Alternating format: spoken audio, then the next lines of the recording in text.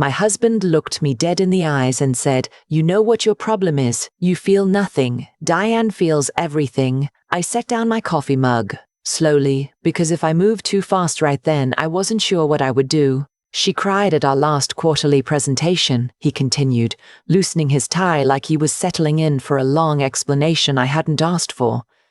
"Because she was so proud of what the team built. You've never once cried about anything I've accomplished."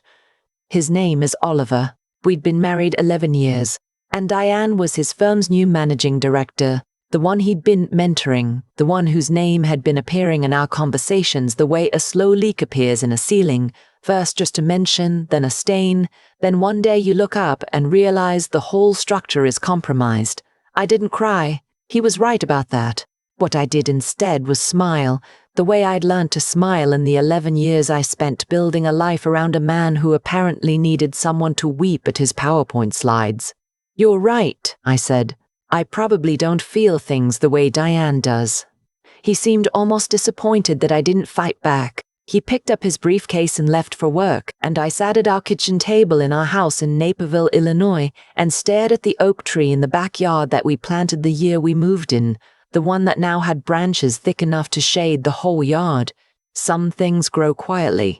Nobody notices until they're everywhere. I want to be clear about something before I tell you the rest of this story. I am not a cold person. I am a precise one. There's a difference, though my husband spent the better part of a decade confusing the two. I'm a forensic accountant. I've spent 15 years finding the thing people tried to hide. The offshore account tucked inside a shell company, the expense report with a number that's just slightly too round, the pattern that reveals itself only when you know where to look. My job is to see what other people miss. So when Oliver started coming home 40 minutes later than usual, I noticed. When his phone began living face down on every surface, I noticed. When he started using phrases like authentic leadership and emotional intelligence in casual conversation, phrases he'd never used in 11 years of marriage, I noticed that too, and I knew exactly where they came from. I didn't say anything. I opened a spreadsheet instead. I want you to understand that this wasn't coldness. This was the particular kind of stillness that comes when you've been handed information so large that you need to let it settle before you can figure out what to do with it. I had built my whole adult life with this man. We had a mortgage and a retirement account and a dog named Chester and a standing reservation at the Italian place on Main Street for our anniversary every November. You don't blow that up on instinct. You make sure first. You document. So I documented. The confirmation came on a Tuesday, the way most terrible things do. Ordinary day, ordinary time, and then your whole life shifts on its axis and you're standing in the kitchen holding a receipt you pulled from his jacket pocket. Hotel, downtown Chicago, a Wednesday 3 weeks prior when he told me he had a client dinner that ran late. $47 for room service, 2 glasses of wine. I photographed the receipt. I put it back in his jacket pocket. I made dinner. That weekend, my college roommate Priya came to visit. She'd driven up from Indianapolis, ostensibly because we hadn't seen each other in too long, which was true. What I hadn't told her was that I needed her specifically, needed the kind of friend who would sit across from you at a kitchen table and look at what you'd found and say, "Okay, what do you want to do?" She said exactly that. "I want to leave," I told her, "but I want to leave correctly." Priya has an MBA and works in corporate restructuring. She understands what it means to wind something down without losing everything in the process. She poured us both another glass of wine and said, "Then let's talk about what correctly looks like." What it looked like, it turned out, was this. 11 years of marriage meant equitable distribution in Illinois. It meant the house, the retirement accounts, the investment portfolio I had quietly been building in my own name for the past 4 years. The one I'd started the month I noticed Oliver beginning to treat me like a piece of furniture he'd stopped seeing. A financial advisor named Carol, who I'd been meeting with quarterly, had helped me structure it properly. Nothing hidden, nothing illegal. Just mine, separate, protected. $412,000 that Oliver had no idea existed. I had also, over the past 11 years, been the one doing our taxes, managing our investments, negotiating our mortgage refinance. Oliver was a brilliant marketing strategist. He was also completely financially dependent on me in ways he had never once noticed, because I had handled everything quietly, and he had let me, and then resented me for being capable. The irony of that was not lost on me. What I did not expect was Diane, not Diane herself. I'd expected her, the way you expect rain when you see the clouds. What I hadn't expected was the way she came into my life, not just through my husband, but through me. Her firm and my firm had a client in common. I discovered this 3 weeks after finding the hotel receipt, when I walked into a conference room in the Loop, and she was already seated at the table with 2 colleagues, and she looked up and smiled at me with such complete ease that I understood immediately she had no idea who I was. My husband had never shown her a photo of me. He'd never mentioned my name. In whatever story he'd told Diane about his life, I was apparently such a minor character that she could look me in the face across a conference room table and feel nothing but professional courtesy. I smiled back. I introduced myself by my professional name, which I have kept separate from his since day one. Another small decision that I made early in our marriage that he thought was a statement about independence, and that was actually just common sense. We shook hands.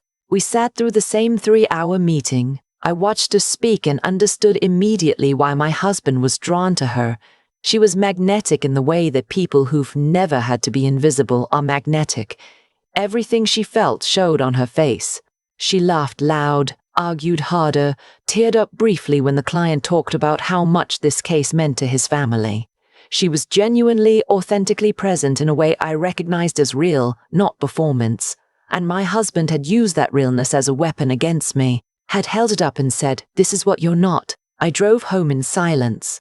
The company anniversary gala was Oliver's idea originally, his firm's 25th year in business, a dinner at the Langham in Chicago, $600 a plate, black tie. He'd been planning it for months. It was, in his words, the most important professional event of his career, and he needed me there, beside him, performing the role of supportive wife with the appropriate level of warmth. "I need you to actually try," he told me 2 weeks before. "Smile. Talk to people. Try to seem like you're enjoying yourself." I told him I'd be there. What he didn't know was that Diane would also be there. Her firm had been invited as a partner organization. What he didn't know was that I'd known this for 10 days, ever since her assistant had emailed mine about coordinating the guest list. What he absolutely didn't know was that I had called Carol, my financial advisor, and that I had spent the previous Saturday with a family law attorney named Patricia, who had outlined for me in very clear terms exactly what the next 6 months of my life would look like and exactly what I was entitled to. I bought a dress. Dark green, silk, the kind of dress that requires no explanation. Chester got a bath and a sleepover at my sister's. I made a hair appointment, and I called Priya. "I need you to be there," I told her. She drove up from Indianapolis without asking why. The night of the gala was a Friday in March, cold the way Chicago gets in early spring, the kind of cold that makes you feel like winter is refusing to let go out of spite. The Langham glittered. Everything was white flowers and candlelight, and men in tuxedos and women in dresses that cost more than most people's car payments. Oliver found me in the lobby, looked at my dress, and said, "You look nice. 11 years. You look nice. 11 years. You look nice." I smiled. "Thank you." We circulated. He introduced me to colleagues, clients, partners. I smiled at the right moments, asked the right questions, touched his arm at the correct intervals. I was very, very good at this, which he'd always acknowledged while simultaneously resenting, as if competence in social situations was somehow less authentic than visible need. I saw Diane across the room at 8:43. I know the exact time because I'd been watching the door. She looked beautiful. She was wearing red, and she was laughing at something her colleague had said, and she looked like someone who felt completely at home wherever she was. I didn't hate her. I want to be clear about that. She didn't know about me. Whatever she was told about Oliver's marriage, if she was told anything, wasn't her lie to tell. But I watched my husband see her from across the room, and I watched the change that moved across his face, and I understood with absolute clarity that whatever we had built together was already gone, had been gone for longer than I knew. I excused myself to find Priya. She was at the bar, nursing a sparkling water, wearing the expression she wears when she's very focused. "You ready?" she asked. "I've been ready," I said. Here is what I had done. 3 weeks earlier, I had contacted an attorney. I had filed preliminary paperwork. I had transferred a portion of our joint accounts, my portion, legally, documented carefully, into a separate account. I had spoken to our mortgage servicer. I had, quietly and methodically, begun the process of unwinding 11 years the way I unwind any complicated financial structure. Carefully, completely, leaving nothing loose. I had also done something that I want to explain carefully, because it's the part of this story that people misunderstand. A colleague of mine, a woman I'll call Dr. Reyes, a physician who consults on insurance fraud cases, had mentioned to me in passing months before any of this happened that she was speaking at a wellness conference about the rise of STI transmission in married adults over 35. It was, she'd said, a public health issue that people didn't talk about enough. People in long-term marriages who assumed safety and stopped testing. I had made an appointment with my own doctor. I had asked to be tested for everything. I had done this because I was not going to be a woman who didn't know what was happening in her own body. My results came back clean. But I had also, carefully and without drama, left a copy of Dr. Reyes's conference materials, public information, professionally distributed, on Oliver's desk at home, with a note that said, "Thought this was interesting. Important to stay current on health screenings." He hadn't mentioned it, but he'd read it. I know because the pages were in a different order when I walked past the desk 2 days later. What happened at the gala? What sent Oliver and Diane both to urgent care that weekend, with symptoms that their respective doctors would spend the next 2 weeks investigating, was not something I did. It was something their own choices had already set in motion. The tests that followed, the conversations their doctors had with them, the phone calls that were made, those were the consequences of a set of decisions that had nothing to do with me. I found out from Priya, who found out from someone at Oliver's firm, that the doctor's visit was thorough and uncomfortable, and that the conversation Oliver had to have afterward was one of the most humiliating of his life. I found this out while I was in Indianapolis for the weekend, staying in Priya's guest room, sleeping 9 hours a night for the first time in years. Oliver called me 17 times between Saturday morning and Sunday afternoon. I let the calls go to voicemail.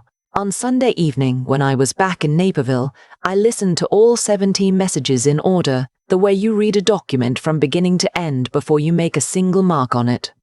The first 3 were confused. "Where are you? Why aren't you answering? Call me back." The next 4 were angry. "This is childish, we need to talk. You can't just disappear." Then there was a gap. 4 hours between message 7 and message 8, and when his voice came back, something in it had changed. Message 8 was 3 seconds long. He said my name, that was all. The remaining 9 messages were quiet in a way I had never heard from him. He apologized. Not for being caught, I want to be precise about this, but for the specific thing he had said to me at our kitchen table. "You feel nothing." He said he knew that wasn't true. He said he'd known it wasn't true when he said it. I listened to all 17 messages. Then I called Patricia, my attorney, and told her we were ready to move forward. The divorce took 8 months. It was not pleasant, but it was not devastating either, which surprised me. I had expected to feel like I was losing something. What I actually felt, most of the time, was like I was sorting through a storage unit, deciding what to keep, what to donate, what to simply leave behind. We sold the house. I kept Chester, my investment accounts, and the oak tree's memory, which doesn't transfer in property settlements but which I carry with me anyway. Oliver moved into an apartment in River North. I don't know what happened with Diane. It's not mine to know. I moved into a 2-bedroom condo in Evanston, close enough to the lake that I can hear it on quiet nights. My sister asked me, after everything was final, if I was okay. I thought about it for a moment. Not performing thoughtfulness, actually sitting with the question. "Yes," I said.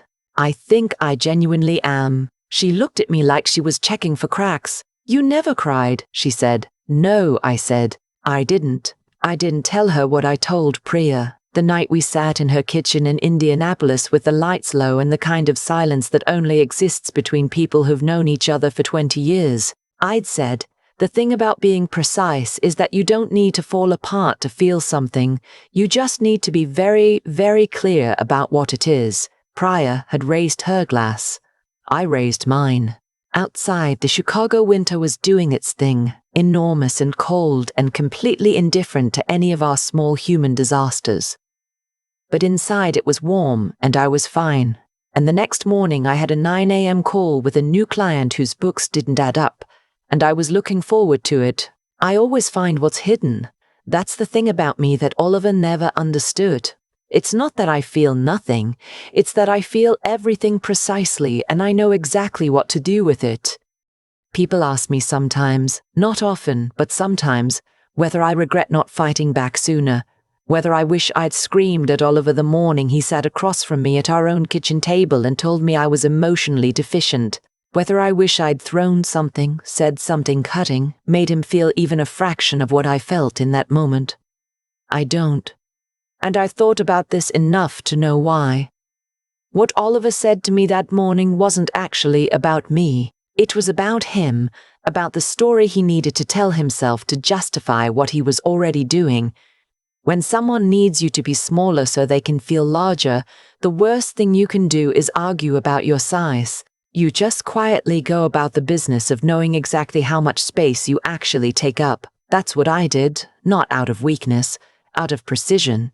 I've spent my entire career finding what people hide, and what I've learned in 15 years of forensic work is that people who are hiding something always reveal it eventually, not because they get careless necessarily, but because the truth has a kind of structural integrity that deception doesn't. Deception requires constant maintenance. Truth just sits there waiting. Oliver's truth was waiting. Diane's was too. The choices they made together, the hotel rooms, the excuses, the casual disregard for what those choices meant for their own health, and mine, those choices were always going to come due. That's not fate. That's not punishment from some external force. That's just the straightforward mathematics of consequence. Every action generates a result. Some results arrive faster than others. Some take years, but they arrive. What I'm proud of, and I'll say that plainly because I think women are told too often not to be proud of their own survival, is that I didn't wait for consequence to find Oliver.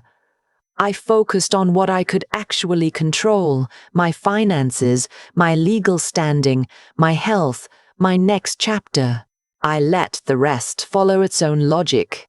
Priya asked me once, during that weekend in Indianapolis, whether I thought what happened to Oliver and Diane at the Gala was justice. I sat with that for a long moment. I think it was result, I said finally. Justice implies someone's keeping score. This was just math. She laughed. I did too, a little. The thing about being the person who feels precisely instead of loudly is that people misread you your whole life. They think stillness is absence. They think quiet is emptiness. Oliver thought my composure meant I had nothing inside worth protecting. He was wrong about that in the most complete way a person can be wrong about another person. I had everything worth protecting. I just protected it differently than he expected. If you're in a season right now where someone is telling you that your way of loving or grieving or enduring isn't real enough, I want you to hear this. The validity of what you feel is not determined by how visibly you perform it. Integrity doesn't need an audience. Strength doesn't need to be loud to be real. And rebuilding your life after someone tries to diminish it is one of the most profoundly human things you can do. I'm in Evanston now. Chester is asleep at the foot of my bed. The lake is quiet tonight. I'm fine. I'm genuinely, specifically, precisely fine. And that in the end is everything.